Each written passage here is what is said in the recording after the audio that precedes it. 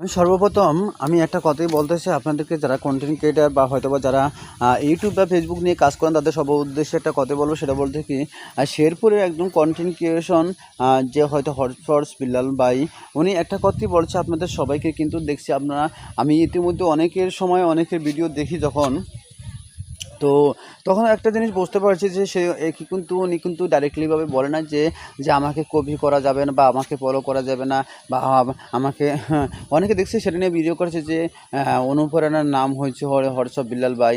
কিন্তু এই কথাটা হয়তো অনেকের মুখ থেকে আমি শুনছি, বাট আমি তার সেই কমেন্টের উত্তরগুলা বা সেই বিপরীতে আমি বলতে চাই, কিন্তু উনি এটা বলে না। উনি বলছে যে আপনি এমন একটা ভিডিও তৈরি করবেন, এমন একটা ভিডিও, বাট আমাকে হয়তো অনুসরণ করানো লাগবে না, কিন্তু আপনারা আমাকে অনুসরণ করলে, আমাকে কপি করলে ঠিক আছে, কিন্তু আমাকে আপনার যে অডিয়েন্সগুলো, সেই অডিয়েন্সগুলো কিন্তু আমার হিসাবে আপনাকে চিনবে। এমনকি অনেকে যখন দেখা করতে যায়, দেখা করানোর পরের সময় তার সাথে একটা ভিডিও করার চেষ্টা করে। এখন দেখা যাচ্ছে সের কথা হয়েছে যে আমার ভিডিও, বা অনেকে এই কথাও কিন্তু উনি বলছে যে আমাকে বাসাতে যা আপনারা অনেকে বলেন যে ভিডিও একটা করতে তার সাথে, ঠিক আছে।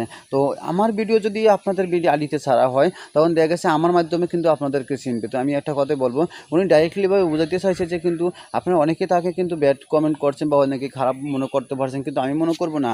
উনি যেই সঠিক তথ্যগুলো দিছে, কিন্তু খুব ভালো একটা ভালো একটা মানুষ, ঠিক আছে। যে সঠিক তথ্যগুলো দিয়েছে সেটা হলো কি, উনি বুঝাতে চাইছে যে আপনার মেধা দিয়া, আপনার চেষ্টা দিয়ে আপনি কাজ চালিয়ে যান। আপনি আজকে না হোক কালকে কিন্তু আপনি সফল হবেনই, কিন্তু দেখা গেছে আপনার চেষ্টা থাকতে হবে। যদি আপনি না চাওয়ার আগে যদি সব কিছু পেয়ে যান, তাহলে কিন্তু আপনার চেষ্টা